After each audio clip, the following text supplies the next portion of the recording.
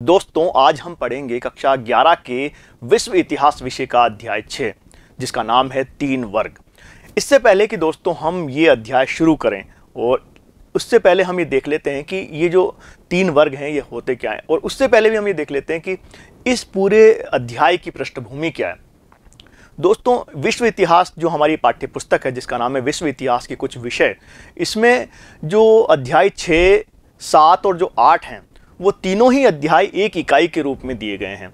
इसीलिए इन तीनों अध्यायों के बारे में पढ़ने से पहले हम एक यहाँ परिचय लेते हैं संक्षेप में इन तीनों अध्यायों का, कि आखिर वो कौन कौन से बदलाव थे जो विश्व इतिहास में हुए, और इन 3 अध्यायों में इनके बारे में बात की गई है। इसीलिए जो हमारी ये इकाई है, इसका एक सामूहिक नाम दिया गया है, बदलती परंपराएं। यानी कि कौन कौन सी परंपराएं बदली विश्व इतिहास में, जिनका अध्ययन हम इन 3 अध्यायों में करने जा रहे हैं। यहाँ हम आपको संक्षिप्त परिचय देंगे कि ये परंपराएं कैसे बदली। आइए शुरू करते हैं। दोस्तों, यहाँ पृष्ठभूमि की बात करेंगे, और मुख्य रूप से जो हमारा फोकस है, पूरा जो ध्यान है, वो रहेगा यूरोप के ऊपर फिलहाल इसमें। और जो छठा अध्याय है वो 3 वर्ग है, लेकिन इससे पहले छठा, 7वां और 8वां जो अध्याय है, तीनों ही अपने आप में जुड़े हुए हैं इस इकाई के रूप में। तो हम देख लेते हैं कि क्या पृष्ठभूमि है। दोस्तों, ये वो काल है जिसमें हम अध्ययन करेंगे, मुख्य रूप से 9वीं शताब्दी के बाद का काल है। और इससे जो पहले का जो काल था वो मुख्य रूप से मध्यकाल माना जाता था, क्योंकि इसमें बड़े बड़े साम्राज्यों का निर्माण हुआ था। और ये 9वीं शताब्दी के बाद यहाँ हम ये देखते हैं कि जो बड़े बड़े साम्राज्य थे, उनमें उनके अंदर टूट पैदा होती है और वो बड़े साम्राज्य बिखरने लगते हैं। और इसके अलावा ये जो काल है, मुख्य रूप से ये मध्यकाल से लेकर आधुनिक काल के बीच का एक संधि काल के रूप में हमें दिखाई देता है, 9वीं शताब्दी के बाद का जो विशेषकर ये काल है। और इस काल में हम देखेंगे कि कुछ ऐसी परिवर्तन आते हैं, ऐसे कुछ परिवर्तन हमें धुंधले से दिखाई देने लगते हैं, जो हमें आधुनिक काल की आहट सुनाई देती है, जिससे हमें। तो ये 9वीं सदी का एक काल है जब विशाल साम्राज्यों की स्थापना होती है, उनका विस्तार होता है। और दोस्तों, ये जो विशाल साम्राज्य बने थे, जिनमें हम बात करें रोम साम्राज्य की, रोमन साम्राज्य की, अरब साम्राज्य की, मंगोल, मकदूनिया साम्राज्य, इनकी अगर हम बात करें, तो ये जो साम्राज्य थे जो मध्यकाल में बने, ये साम्राज्य अपने से जो पहले के साम्राज्य थे, जिनमें हम मिस्र के साम्राज्य की बात कर सकते हैं, हम मौर्य साम्राज्य की बात कर सकते हैं, उनसे काफ़ी बड़े थे। क्योंकि ये जो साम्राज्य थे, इनका जो विस्तार था, ये पार महाद्वीपीय थे, यानी अंतर महाद्वीपीय साम्राज्य थे। यानी इनका जो विस्तार था वो एक महाद्वीप में नहीं था, बल्कि एक से अधिक महाद्वीपों में ये साम्राज्य फैले हुए थे। और इसकी वजह से हम देखते हैं कि इसी वजह से, क्योंकि ये जो विभिन्न महाद्वीपों में ये साम्राज्य फैले हुए हैं, इसकी वजह से जो इनके लोग थे, उनका आपसी संपर्क बढ़ा, और इन्हीं वजह से एक बड़े परिवर्तन ये लेकर आए हैं। और इसी परिवर्तन की बात हम इसमें करेंगे। ये जो बदलती परंपराएं हैं, इसी वजह से ये परंपराओं में बदलाव दिखाई देता है। तो यहाँ 9वीं से 11वीं सदी में विश्व स्तर पर, विशेषकर हम पश्चिमी यूरोप की अगर हम बात करेंगे, तो ऐसे अनेक परिवर्तन हुए जो हमें आधुनिक काल की आहट देते हैं। और इसे हम, क्योंकि अभी हमने कहा कि संधिकाल कहते हैं। दोस्तों, ये प्रमुख परिवर्तन आखिर क्या थे? ये जो 9वीं शताब्दी के बाद जो प्रमुख 9वीं से 11वीं शताब्दी का जो काल है, ये क्या परिवर्तन लेके आया था? अगर इसकी बात करें तो मुख्य रूप से पहली बात ये थी कि अब जहां मध्यकाल में लोगों का धार्मिक विश्वास पक्का था, धार्मिक विश्वास पर पूरा ध्यान था, हर चीज वो धार्मिक विश्वास के आधार पर ही करते थे। लेकिन इस काल में हमें ये दिखाई देता है कि धार्मिक विश्वास की अपेक्षा लोगों ने वैज्ञानिक ज्ञान पर विश्वास करना शुरू कर दिया। अब लोग हर बात में प्रयोग करके देखने लगे, हर बात को तर्क की कसौटी पर कसने लगे। तो ये काल जो है, इसमें हमें वैज्ञानिक सोच का शुरुआत हमें यहाँ दिखाई देती है। इसके अलावा यहाँ उद्योग और कृषि में कई तकनीकी परिवर्तन भी हमें दिखाई देते हैं। उद्योगों और कृषि में तकनीकी परिवर्तन होते हैं। इसी वजह से जब कृषि में तकनीकी परिवर्तन होते हैं, उसकी वजह से जो दोस्तों का जो अनाज का उत्पादन है वो अत्यधिक बढ़ जाता है। और इस अत्यधिक अनाज के उत्पादन से हम देखते हैं कि कई नगरों का विकास हमें दिखाई देता है। और मुख्य रूप से दक्षिणी इटली में कई बहुत बड़े बड़े नगरों का विकास हमें देखने को मिलता है। इसके अलावा लोक सेवाओं का गठन भी हम देखते हैं। यानी कि अभी तक क्या था कि उत्तराधिकार में कोई वंशानुगत जो पद चले आ रहे थे, उसकी जगह पर अब योग्यता के आधार पर पद दिए जाने की शुरुआत की गई। इसके अलावा सरकार के संगठन में भी कई परिवर्तन आए। तो हम देखते हैं कि ये जो काल है हमारा 9वीं से 11वीं शताब्दी का काल, इसमें कई परिवर्तन हम दिखाई देते हैं। शुरुआत हालांकि उनकी बहुत धीमी है, लेकिन यहाँ वो परिवर्तन शुरू हो जाते हैं।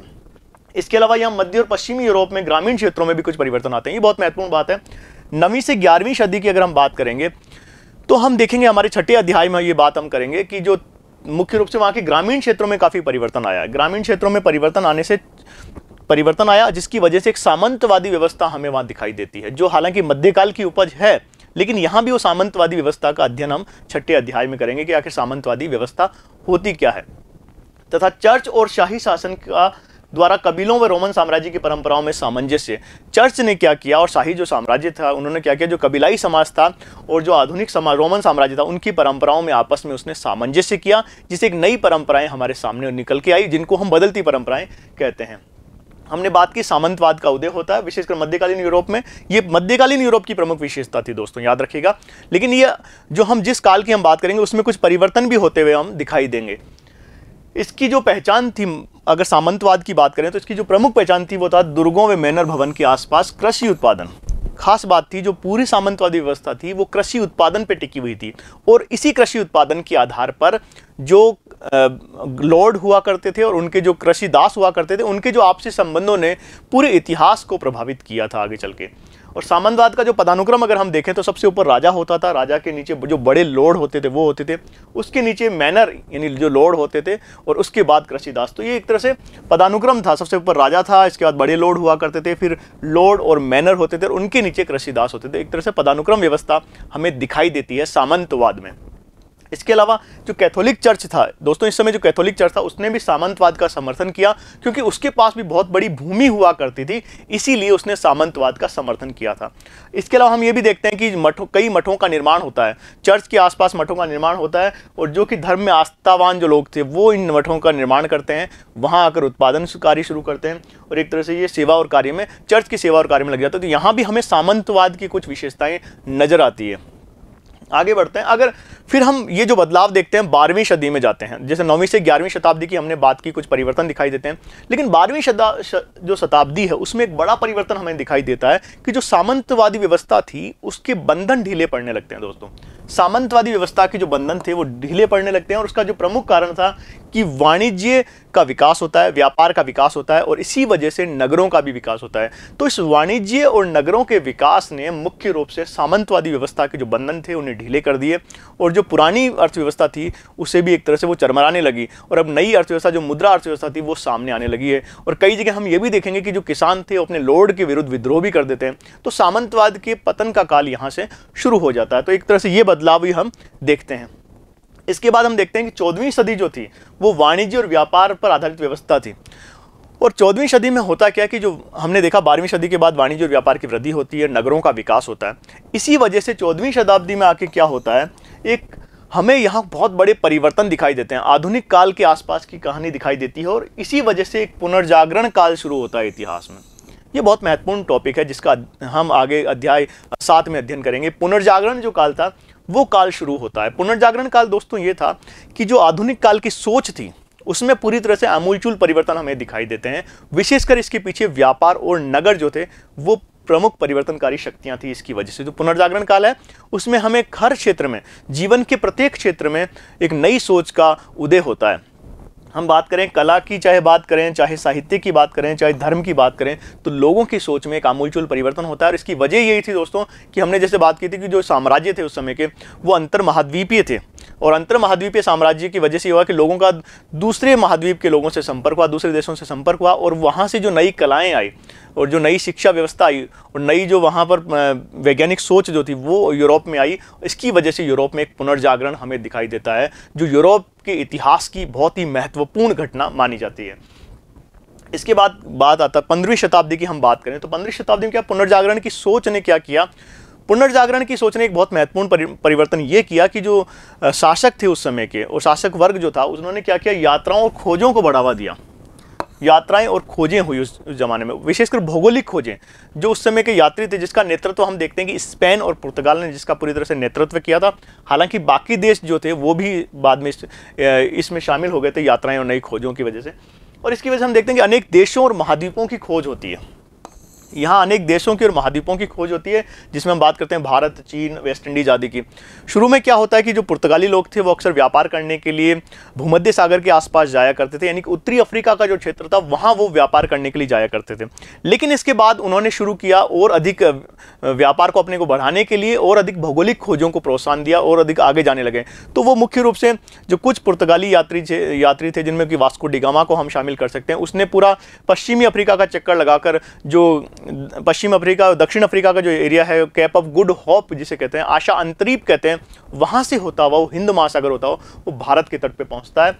कुछ इस तरह की नक्शा आप दिखाई दे सकते हैं हम। तो इस तरह से वो जो अफ्रीका, ये जो यहाँ पर यूरोप है आपका, ये भूमध्य सागर है, तो यहाँ से वो यात्रा करता हुआ ये जो कैप ऑफ गुड होप के बाद वो भारत पहुँचता है दोस्तों। यहाँ इस तरह से वो भारत की तरफ पहुँचता है। तो ऐसे भारत की एक तरह से वो भारत को व्यापार का मार्ग खोज लेते हैं यूरोपियन लोग जो थे, और जहाँ से वो मसालों का व्यापार करते थे, मुख्य रूप से काली मिर्च आदि का। इसके अलावा वो चीन की खोज भी करते हैं, और इसके अलावा ये जो वो जो स्थल मार्ग है उसकी भी खोज की जाती है। स्थल मार्ग के माध्यम से वो चीन होते हुए भारत पहुँचते हैं। इसके अलावा वेस्ट इंडीज़ जो था एक नया द्वीप, उसकी भी खोज करता है वेस्ट इंडीज, जो कि अमेरिका, उसके बाद हम देखेंगे कि अमेरिका की भी खोज है। तो ऐसे कई महाद्वीपों की, कई देशों की खोज होती है। इसकी वजह से क्या होता है, आपसी संपर्क स्थापित होता है दोस्तों। यूरोप के लोगों का जो संपर्क है वो अन्य देशों के साथ और अन्य महाद्वीपों के लोगों के साथ आपसी संपर्क स्थापित होता है। और इस संपर्क में क्या होता है, कई भौगोलिक खोजों के परिणाम हमें दिखाई स्वरूप नए लोगों के संपर्क होता है। लेकिन चर्च द्वारा शुरू में तो हम ये देखते हैं कि चर्च जो है उन लोगों से कुछ सीखने का प्रयत्न करता है और उन लोगों के ज्ञान का फायदा उठाता है। और यहाँ एक उदाहरण ये देखते हैं कि जो भूगोलवेता है, एक भूगोलवेता है हसन अल वजान जो है, उन्होंने पहली बार अफ्रीका का भूगोल लिखा था, और वो जो थे मूल रूप से यूरोप के निवासी नहीं थे। तो उनके चर्च ने उनके ज्ञान का फ़ायदा उठाकर कई भौगोलिक यात्राओं को प्रोत्साहन दिया था। लेकिन बाद में हम देखते हैं कि चर्च जो है वो इन लोगों के प्रति आशंकित, जब यूरोपीय जो लोग थे, यूरोपीय खोजकर्ता जो थे, वो जब दूसरे देशों के लोगों से मिलते थे, दूसरे महाद्वीप के लोगों से मिलते थे, तो उनके प्रति थोड़ी शंका की दृष्टि से वो उन्हें देखते थे। और मुख्य रूप से उनका ये मानना था कि जो और देशों के लोग हैं या फिर जो अन्य महाद्वीप के जो लोग हैं वो यूरोपियों की तुलना में कम सभ्य हैं, और उन्हें अपनी सभ्य होने का एक दंभ था उनके अंदर।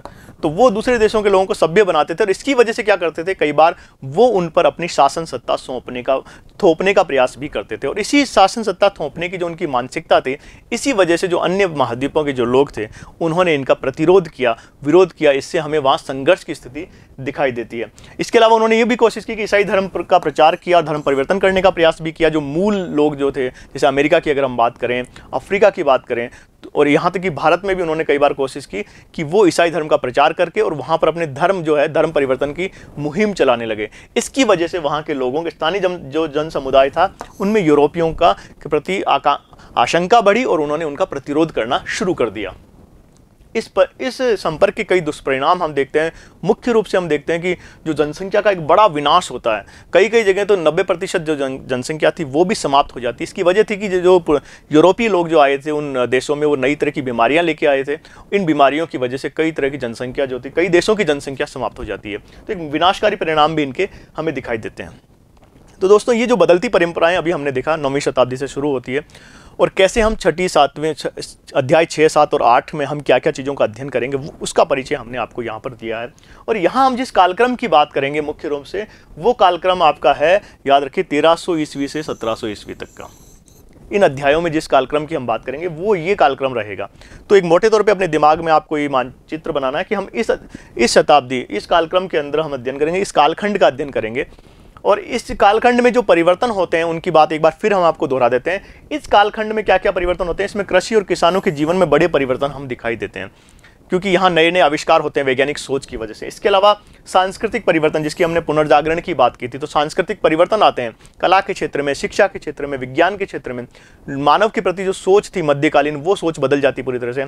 और अब जो धर्म जो था, उसकी बजाय धर्म की आस्था की बजाय या धर्म के आधार पर सोचने की बजाय अब वैज्ञानिक आधार पर लोग सोचना शुरू करते हैं। इसके अलावा विभिन्न महाद्वीपों के आपसी, हम ये देखेंगे कि इस आगे के अध्यायों में कि विभिन्न महाद्वीपों के आपसी संपर्कों से व्यापार को प्रोत्साहन मिलता है। लेकिन व्यापार को प्रोत्साहन के साथ ही इन यूरोपीय लोगों का वहाँ के जो स्थानीय मूल निवासी थे उनसे उनका संपर्क होता है और उनसे उनका संघर्ष शुरू हो जाता है। तो दोस्तों, इस प्रकार आज हमने ये जो भाग था, भाग 1, इसमें हमने बदलती परंपराएं, और इसका केवल परिचय आपको दिया है कि आखिर बदलती परंपराएं किस तरह से मध्यकालीन इतिहास से आधुनिक इतिहास की एक आहट हमें सुनाई देती है। इस भाग में ये जो भाग 1 था, इसमें हमने बदलती परंपराओं के बारे में अध्ययन किया और देखा कि 6, 7 और 8 जो अध्याय है उनमें किन किन चीज़ों का हम अध्ययन करेंगे। तो अगले अध्याय में हम शुरू करेंगे भाग 2 के अंतर्गत। हम अध्याय 6 ही करेंगे, लेकिन भाग 2 के अंतर्गत हम पढ़ेंगे कि किस तरह से जो 3 वर्ग थे, वो 3 वर्ग कौन कौन से थे और उन 3 वर्गों ने किस प्रकार से यूरोप के इतिहास को पूरी तरह से बदल कर रख दिया। तो आज के लिए इतना ही, धन्यवाद।